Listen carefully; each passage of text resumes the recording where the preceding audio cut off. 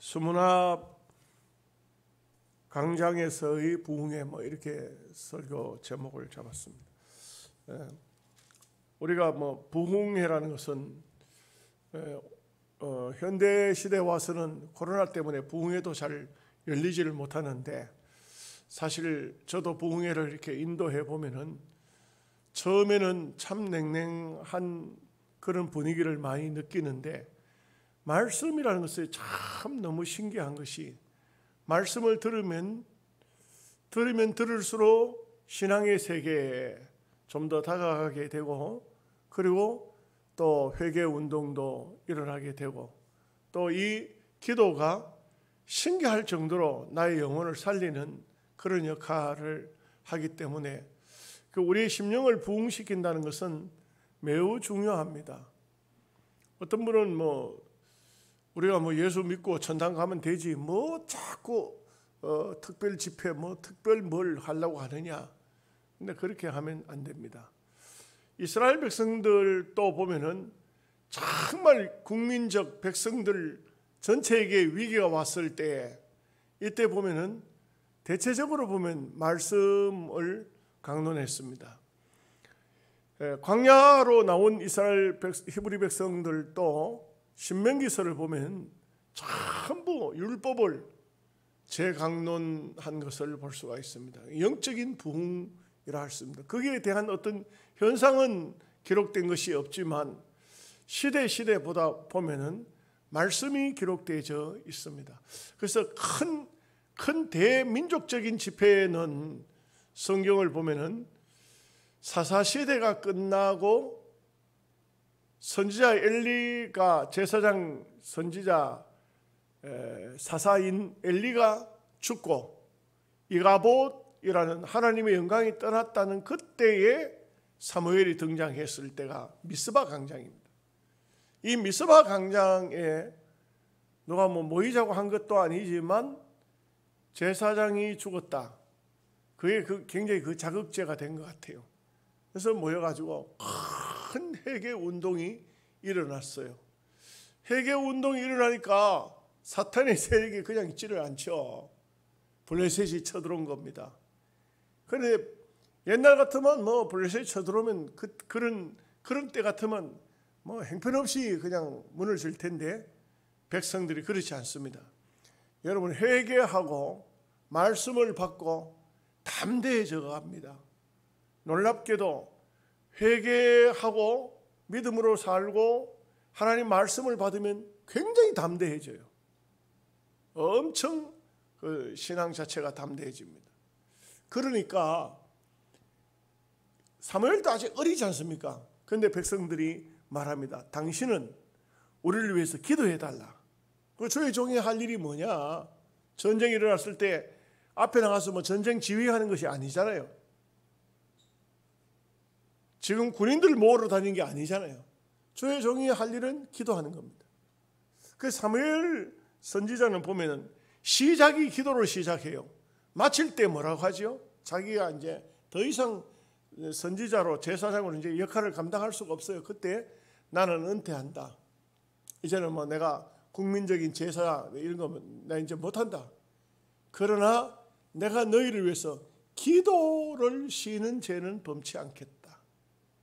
아무것도 할 수 없어도 기도를 할 수 있어요. 그죠? 육신적으로 활동을 못해도 방 안에서 밥을 못 먹는다 해도 기도는 할 수 있습니다.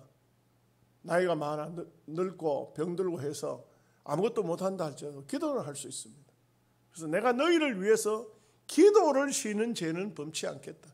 그러니까 그 말씀을 풀어 해석해 보면 기도를 쉬는 것도 죄다 이거죠.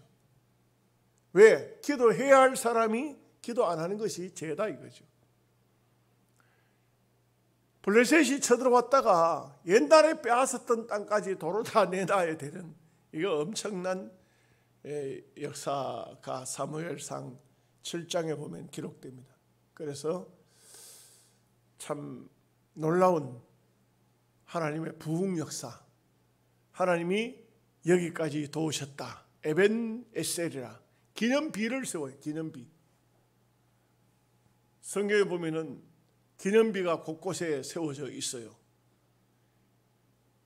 요단강을 건너고 길갈에도 기념비가 세워지고, 요단강을 건너갈 때도 강 중간에 그거는 저는 볼 때 큰 의미는 없는 것 같습니다만 하나님께서 그 강을 건너게 한다고 거기도 기념비를 세우죠. 이런 기념비, 하나님의 기념비.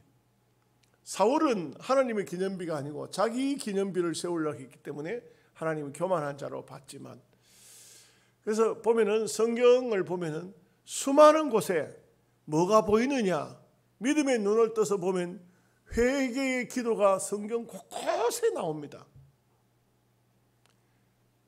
사도행전 같은 데도 설교할 사람이 없었는지 잘 모르겠어요. 스데반 집사의 설교가 그것도 나옵니다.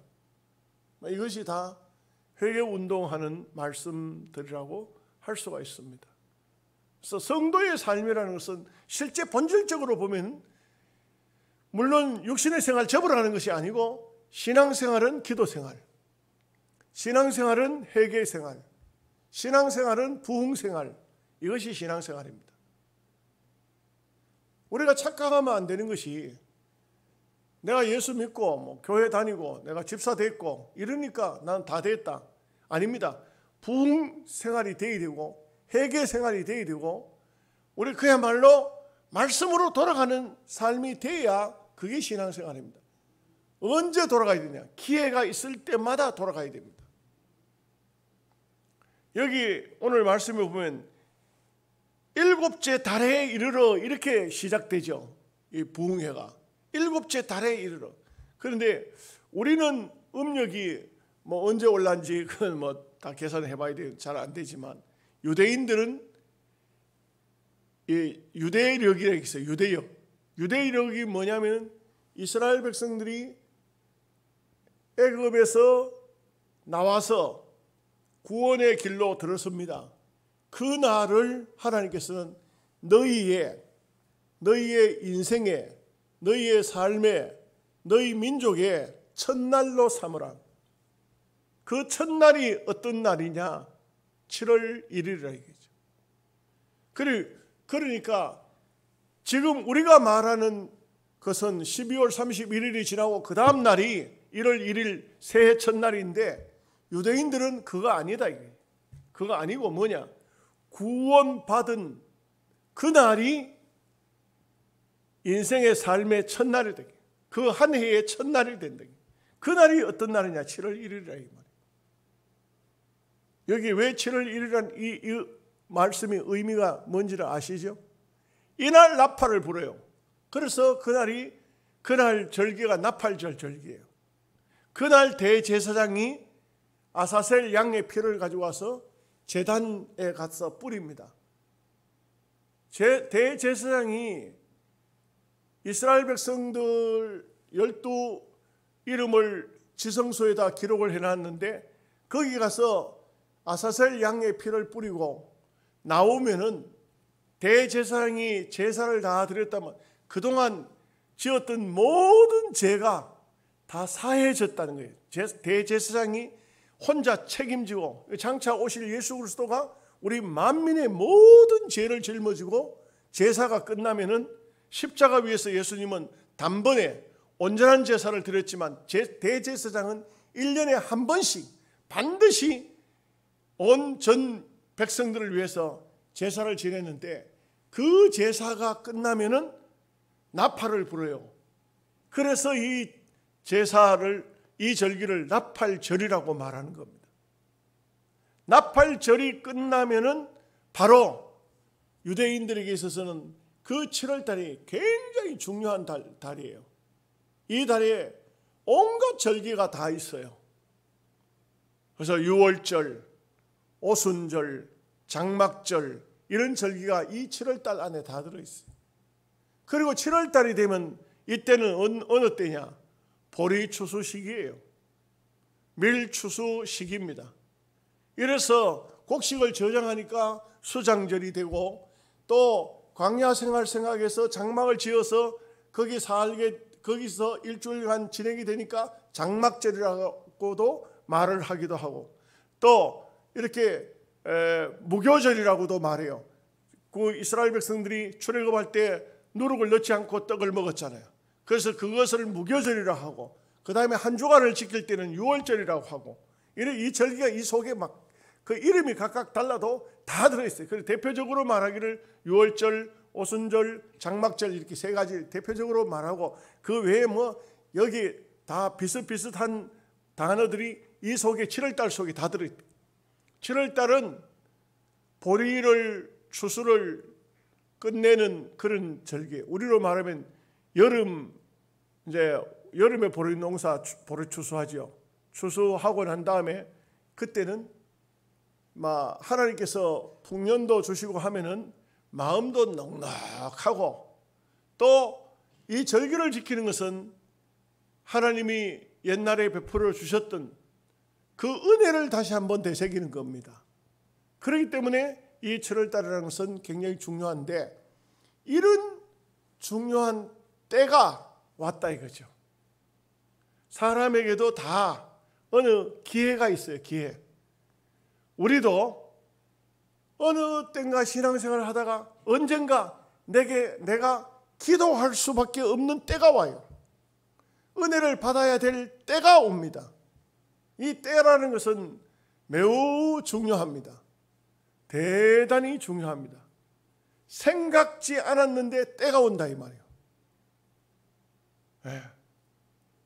제가 지난번에도 감상 기도원 갔다 와서 여러분들에게 말씀을 드렸지만, 아주 회사를 운영하는 사장님, 집사님이, 장로님이 오늘 자기 부부간에 자기 부인하고, 여보 오늘 가서 기도원에 가서 1시간 설교 좀 듣고 은혜 좀 받고 옵시다 하고 왔는데 저를 만났다 이 말이에요. 1시간 설교를 듣고 갈라 했는데 못 가는 거야. 못 가가지고 제가 집회 마치는 시간까지 회사는 전화로 운영을 하고, 직원들이 하는 말이 사장님 괜찮습니다. 사장님 없어도 얼마든지 일이 너무너무 잘 되고 있습니다. 염려치 마시고 푹 쉬어서 오십시오. 그 사장님 한 주간 동안 내내 부부가 기도하고 너무 좋아하고, 그 장로님 말씀이 그래요. 제가 수도 없이 기도원 다니고 수도 없이 목사님들이 설교 들었지만 이번에만큼 마음에 큰 기쁨과 감사와 즐거움이 온 적이 없었습니다. 이렇게 말해요. 그 분에게 하나님께서 은혜 받을 수 있는 기회를 주신 거예요. 아무 염려가 안 생기도록, 사장님 회사에 없어도 회사 잘 운영되도록, 현대자동차에 납품 잘 되고 있고, 아무 염려가 없도록 하나님께서 만들어 주시니까 너무 좋으니까, 대접을 하는데도 최고 강사 목사 최고 좋은 집에 가서 대접을,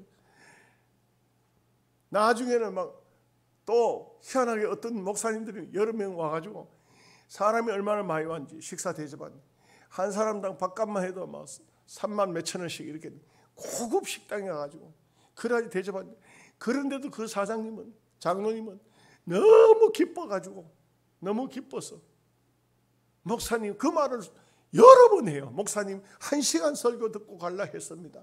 그런데 들으면 들을수록 왜 그렇게 내 마음속에 감동이 오는지, 은혜가 오는지 떠날 수가 없었습니다. 하나님께서 그 장로님에게 그 은혜를 주시기 위해서 그 집회인 장소로 인도했다는 것이, 이스라엘 백성들이 이제 말하자면 설날을 맞이했어요. 우리 설날 맞이하면 사람들이 어떻습니까? 마음을 새롭게 해요. 옷도 새 옷을 입고 막 설날 오기 전에 목욕도 하고, 그리고 설날 가서 악담을 퍼붓고 누구 욕하고 저주한 사람 아무도 없습니다.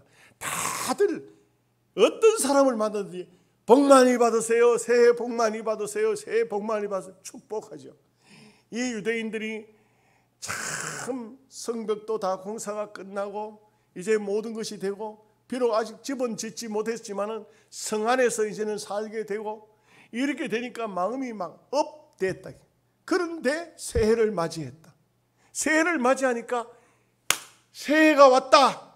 그래 우리가 뭘 해야 되겠냐? 학사 에스라 보고, 제사장님 율법책을 좀 가져와서 우리한테 읽어주시오. 이래가지고 부흥회가 시작됐대. 부흥회가 시작됐대. 이 부흥회가 엄청난 부흥회가 된 게 여기 8장에 끝나지 않아요.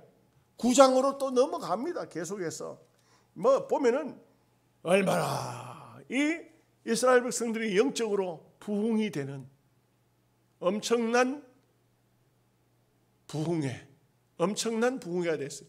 우리 대한민국의 평양 대부흥회라고, 그냥 평양 부흥회 안 해요. 평양 대부흥회라고. 불신자들이 장사를 할 수가 없어. 전부 다 교회 다 가버리니까. 주일날 또 문 닫아야 돼. 손님이 없는데 뭐 자꾸 문 열어놓고 있으면 뭐합니까? 그러니 평양에 대부흥 운동이 일어났다. 그렇게 하나님이 은혜를 주셨는데, 그런데 왜 평양이 공산국가가 됐을까요? 주기철 목사님, 신사참배하고 주기철 목사님 같은 분 옥에다 가두고 목사 면직하고 이렇게 악한 행동을 하니까 은혜 받은 사람이 은혜의 삶을 안 살고 은혜 받은 사람이 은혜를 쏟아버리면 굉장히 못됐어요. 얼마나 악해져 버린지 몰라요. 왜냐하면 은혜 쏟아지면 사탄이 싹 들어가니까. 그래서 공산국가가 되어버리고 마는 것이죠. 자, 이제 말씀으로 돌아가시겠습니다. 1절 말씀 다 함께 같이 읽겠습니다. 이스라엘 자손이 자기들의 성읍에 거주하였더니 7째 달에 이르러 모든 백성이 일제히 스문 앞 강장에 모여 학사 에스라에게 여호와께서 이스라엘에게 명령하신 모세의 율법책을 가져오기를 청하매. 참, 이 분위기라는 게 있지 않습니까? 분위기, 영적인 분위기. 여러분, 교회마다요 영적인 분위기가 있어요. 영적인 분위기. 이게 놀랍습니다. 저도 이제 누구보다도 교회를 많이 다녀보지 않습니까? 부흥회도 가고 헌신예배도 가고 뭐 세미나도 가고 가보면 영적인 분위기가 있어요. 앞서도 말씀드렸지만 어느 한 분위기, 그 분위기가 영적 감이 이제는 이스라엘 백성들로 하여금 말씀을 들어야 되겠다는 그런 분위기로 가버렸다 이거예요. 지금 만약의 경우에 아이고 막 농사지어 추수하에 들렀고 이제 막 겨우 마쳤다 싶은데 피곤하게 죽겠는데 목사님이 부흥회 합시다. 무슨 지금 이럴 때 부흥회 하려고 합니까? 말씀 들읍시다. 아이고 기회 들어옵니까? 그거 피곤한데. 그럴 수도 있죠. 그런데 어떤 때는 이럴 수도 있어요. 반대로 목사님이 설교를 한 10분쯤 했습니다. 아이고 좀 더 들었으면 좋겠는데 왜 벌써 맞춰버리지? 더 들었으면 좋겠는데. 근데 이제 어쩌다가 이제 목사가 설교를 10분만 하는 게 아니고 20분만 하는 게 아니고 막 1시간쯤 했어요. 막. 그 목사의 마음은 막 달았어요. 이거 설교를 너무 오래 해가지고 괜찮겠나? 근데 교인들 하는 말이 아이고 목사님 왜 벌써 마칩니까? 그 말씀 마저 하시지. 영적인 분위기가 있어요. 영적인 분위기. 제가 중년교회에서 목사장로 기도회가 몇 년 전에 열렸을 때 우리 총회에서 저한테 대표 기도를 그냥 기도가 아니라 특별 기도를 시켜줬어요. 그래서 새벽 시간에 특별 기도인데 내가 새벽 기도를 이게 그 총회에서 나온 팜플렛을 보지를 않고 내 개념으로 4시 반쯤 새벽 기도 안 하겠나 이래가지고 목사장로 기도에 잘 안 가다가 가가지고는 4시 반 돼가지고 덜렁덜렁 교회로 갔어요. 네, 대표 기도 한다고 잠 계속 설쳤어요. 예, 그 잠도 제대로 못 자고 이제 새벽기도 갔는데 가니까 예배가 하고 있는 거예요. 깜짝 놀라 들어가 보니까 목사장로 기도회 예배가 아니고 본교회 예배가 열리고 있는 거예요. 그래서 팜플렛을 들다 보니 6시라. 이게 6시인데 제가 갔다가 4시 반 새벽기도 나갔다가 6시 되도록 그만 다시 되돌아올 수는 없잖아요. 그래서 이제 설교를 듣는데 제가 생각할 때는 도시에서 새벽기도 설교 한 10분쯤 안 하겠나 이래 생각했어요. 딱 설교만 딱 1시간 하는 거야. 부목사가 설교를 하는데 성경 공부를 해요. 새벽기도 시간에. 맹 이렇게 성경을 읽고 한 절 읽고 한 절씩 해석해 나가는 주회를 하는데 딱 1시간 하는 거예요. 4시 반에 시작해가지고 5시 반에 조금 더 지났어요. 찬송 부르는 시간까지 하니까. 그리고 이제 6시 반에 다시 이제 우리 목장 기도회가 시작됐는데 뭐 목사님들 쭉 들어오고 막 장로님들 들어오고 이렇게 하는데, 아니 그걸 보면서 야, 새벽 기도 설교를 1시간 한다. 나는 뭐 그런 걸 잘 참석 안 해보이 모르는데. 근데 우리 교회에서는 새벽 기도 시간이 어떻게 되냐면, 제가 이제 전에 새벽 설교를 할 때는 한 10분 정도로 마치는데, 성경을 이제 공부를 하면서 지금은 시편 하는데 앞에 잠언서 했는데 한 20몇 분 하고 집에 들어오면 꼭 집사람이 잔소리해요. 설교가 너무 길지 않습니까? 설교가 너무 길지 않습니까? 그래서 내가 이걸 교인들한테 물어볼 수도 없고, 그래서 내가 다른 할 말은 없고, 내가 충령교회 참석해 보이길래 새벽기도 시간에 설교 딱 1시간 하더라. 그 참고가 되면 좋을 것 같아요. 그래서 또 1시간 할 분위기 되면 1시간을 할 끼고, 10분 할 수 있으면 10분 할 끼고, 저는 대체적으로 새벽기도 시간은 한 30분 전에 마치려고 이렇게 30분까지는 가지 않도록 하려고 하는데, 그런데 내가 시계를 보면 30분 안 가요. 그런데도 지루한가 어떤가 개인적으로 물어볼 수도 없고 그렇습니다. 분위기, 율법책을 가져오시오. 말씀을 가져오시오. 들읍시다. 들어야 되겠습니다. 예, 참 주의 종에게 말씀 가져오라고. 율법서가 재미있습니까? 율법서 진짜 재미없죠. 율법서가 뭡니까? 창세기, 출애굽기, 레위기, 민수기, 신명기가 율법서예요. 근데 창세기 같은 뭐 그런 대로 괜찮고 출애굽기도 좀 괜찮지만, 여러분 레위기서 들어가 보십시오. 다 졸지. 레위기서만 해석 안 하고 읽기만 해보세요. 그 레위기서 누가 새벽 시간에 앉아가지고 레위기서 읽고 있으면 그 말씀이 귀에 들어오겠습니까? 신명기, 민수기 다 뭐 비슷하죠. 2절 말씀 보겠습니다. 7째 달 초하루에 제사장 에스라가 율법책을 가지고 회중 앞 곧 남자나 여자나 알아들을 만한 모든 사람 앞에 이르러, 같이 읽겠습니다. 3절 읽습니다. 스물 앞 광장에서 새벽부터 정오까지 남자나 여자나 알아들을 만한 모든 사람 앞에서 읽음에 뭇 백성이 그 율법책에 귀를 기울였는데, 주로 율법의 말씀을 주의 전에서 절기 때 올라와서 들을 수 있는 사람이 남자아이 같으면 12살부터입니다. 12살. 예수님도 12살에 성전에 올라가는 얘기가 나오지 않습니까? 그렇게 대체적으로 되어 있습니다. 12살 이상 된 유대인들은 다 그냥 모여가지고 하나님 말씀을 들었다 이 말이죠. 그 말씀을 듣는데 이제 4절에 보면은 학사 에스라가 딱 서고, 사람이 원체 많으니까 방송 시스템이 안 돼 있잖아요. 그러니까 쫙 줄을 서가지고 지도자들이 이쪽 우측으로 좌측으로 서가지고는 에스라가 말씀을 선언하면 또 그 사람들도 그 말씀이 무슨 말씀이 아니까 지금 말씀에 대해서 해석을 또 쭉 서가지고 해주는 겁니다. 그래서 모든 백성들이 알아들을 수 있도록 한다 이거죠. 옛날에 엑스포로 74 때 빌리 그레함 목사님이 설교할 때 김장한 목사가 통역을 했지 않습니까? 나는 그분 보면 참 말의 재능이, 극동방송 사장 말이죠, 말의 재능이 대단한 것 같아요. 대단한 것 같아요.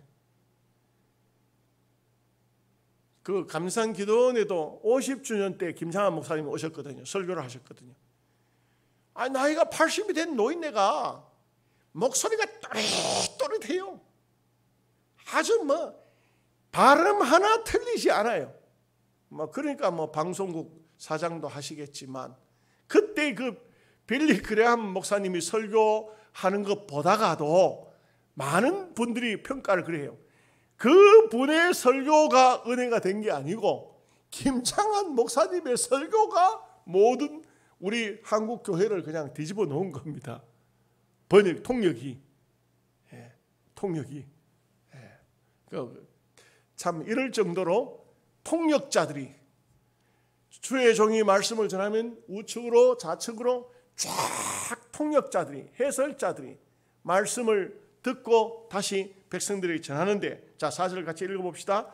그때에 학사 에스라가 특별히 지은 나무 강단에 서고 그의 곁 오른쪽에 선자는 마띠디아와 스마와 아나야와 우리야와 힐기야와 마세아요, 그의 왼쪽에 선자는 부다야와 미사엘과 말기야와 하숨과 하스바다나와 스가랴와 무슬람이라. 5절 말씀 보실까요? 에스라가 모든 백성 위에 서서 그들 목전에 책을 펴니 책을 펼 때 모든 백성이 일어서니라. 그 유대인들은요, 이게 전통이에요. 지금 여러분하고 저하고는 바뀐 거예요. 바뀐 겁니다. 그래서 웃기는 얘기로 저는 앉아서 율법책을 봐야 되고 서가지고 보는 게 아니고 앉아가지고 하나님 말씀을 전하는 거고, 여러분은 서가지고 들어야 되는 거예요. 서가지고. 근데 언제 바뀌었느냐? 로마가 국교가 되면서 그때 바뀌었다고 해요. 역사적으로 보면. 그 전에는 다 설교자는, 말씀 강론자는 앉아서 강론을 하고, 그리고 듣는 사람은 다 일어섰어요. 다 일어섰어요. 그 기도를 눈 감고 하죠? 기도를 눈 감고 하죠. 원래는 눈 뜨고 해요. 눈 뜨고. 눈 뜨고 하고, 성경적으로 보면 이렇게 두 손을 들고 하늘을 보고 해요. 그리고 이 기도 끝나면 어떻게 하는지 아십니까? 기도가 끝나면 우리는 아멘 하고 끝나는데 그게 아니고, 기도가 이래 두 손 들고 기도하고는 그 다음에 엎드려서 절을 해요. 그 세상 사람들이 보면 저 사람 왜 저러노? 미쳤나? 맨 땅에다 왜 절하노? 근데 하나님께 경배한다는 건 엎드려 절한다는 뜻이에요. 여러분 그걸 알아야 돼요. 지금은 다 참 많이 바뀌었죠. 많이 바뀌었습니다. 6절 말씀 보겠습니다. 에스라가 위대하신 하나님 여호와를 송축하며 모든 백성이 손을 들고 아멘 아멘 하고 응답하고 몸을 굽혀 얼굴을 땅에 대고 여호와께 경배하니라. 제일 먼저 송축이 돼. 뭐냐? 새해를 맞이해서 여러분의 가정과 자녀들과 자녀 손들과 여러분이 하시는 모든 사업장에 하나님의 큰 복이 있으시기를 바랍니다 하니까 송축했다 이거예요. 그게 백성들이 아멘 아멘 아멘 했다 이 말이죠. 그리고는 얼마나 감사하고 감격스러운지 땅에 엎드려서 전부 코가 땅에 닿아야 경배입니다. 코가 땅바닥에 닿도록 엎드려서 절을 했다 이 말입니다. 무슨 말인지 이해가 되시죠? 아멘 하시나요? 자 7절 말씀 같이 읽겠습니다. 예수아와 바니와 세레바와 야민과 악굽과 사부대와 호디야와 마세아와 그레다와 아사랴와 요사박과 하난과 불다야와 레위 사람들은 백성이 제자리에 서 있는 동안 그들에게 율법을 깨닫게 하였는데, 말씀드린 것처럼 사람이 원체 많으니까 이스라엘 백성들이 많다는 것보다 한 장소에 모였으니까, 그러니까 거기 지도자들이 쫙 서가지고 주석을 보니까 특별히 이 지도자들이 서야 될 이유가 있어요. 뭐냐면은 에스라는 히브리 말로 했지만 포로로 가서 70년의 삶을 살면서 처음에 포로로 끌려갔을 종으로 갔을 때에 거기서 히브리 말을 사용을 못했대요. 공부를 못했다는 거예요. 그래서 1.5세대, 2세대들은 전부 아람어를 할 수밖에 없는, 그러니까 이 사람들이 학사에서라는 율법이 전부 히브리어로 되어 있으니까 율법을 낭독하면은 아람어로 통역을 하고 설명을 하고 이렇게 이제 다 알아듣도록 히브리어와 아람어를 이렇게 통역을 했다. 그래서 더 많은 지도자도 필요했다. 그런 의견도 있고요. 또는 지금처럼 방송 시스템이 안 되니까 자기 장소에 사람들이 한 50명, 또 저쪽에도 50명, 그러면은 분방 공부하듯이, 주일학교 분방 공부하듯이 거기에 한 사람이 지금 이 말씀은 무슨 말씀이다 이렇게 다 설명을 하면, 그럼 설명이 다 끝나면 또 말씀을 읽고, 참 불편했겠죠. 그래도 역사가 나타납니다. 어떤 역사가 나타납니까? 자, 이제 8절 말씀을 같이 보겠습니다. 하나님의 율법책을 낭독하고 그 뜻을 해석하여 백성이 그 낭독하는 것을 다 깨닫게 하니 9절 같이 읽습니다. 백성이 율법의 말씀을 듣고 다 우는지라. 총독 느헤미야와 제사장 겸 학사 에스라와 백성을 가르치는 레위 사람들이 모든 백성에 이르기를 오늘은 너희 하나님 여호와의 성일이니 슬퍼하지 말며 울지 말라 하고, 막 이 백성들이 전부 말씀을 듣고는 전부가 울었다. 왜 울었을까요? 왜 울었을까요? 해석을 하고 말씀을 들려주는 사람들이 율법이 어디 말씀인지는 정확히 알 수는 없지만 우리가 성의를 범하고 우상을 숭배했다는 것을 설명을 하니까 아마도 우리가 왜 망했었는가, 우리 민족이 왜 바벨론의 포로로 끌려갔었는가, 우리 조상들이 그곳에서 어떤 손안을 당했는가, 이걸 아니까 막 눈물이 나오는 겁니다. 성도는요, 말씀을 들어야 돼요. 말씀을 사모해야 돼요. 일주일에 한 번씩 나와 말씀 듣고 만족하면 그거 안 돼요. 늘 말씀을 들어야 돼요.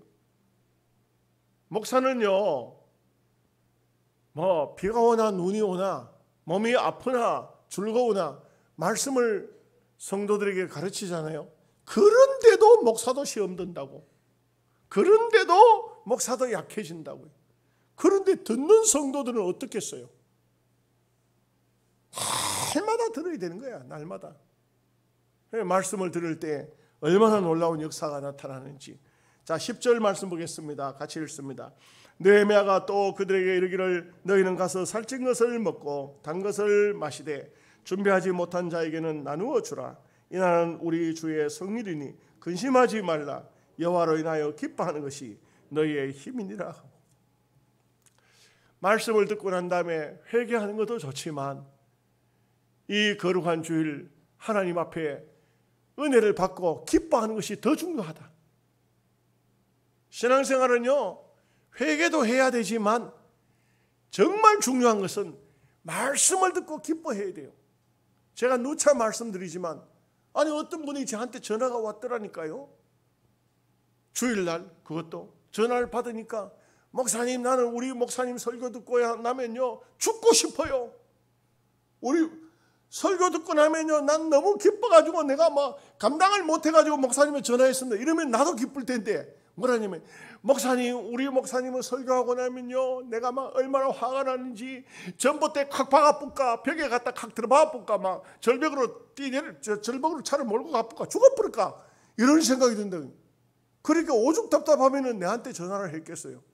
나는 그 목사님도 신기한 목사님 같아. 왜 교회 교인들이 오면은 은혜 받도록 해야 되는 게 목사의 사명인데 왜 하나도록 해가지고 보내는지.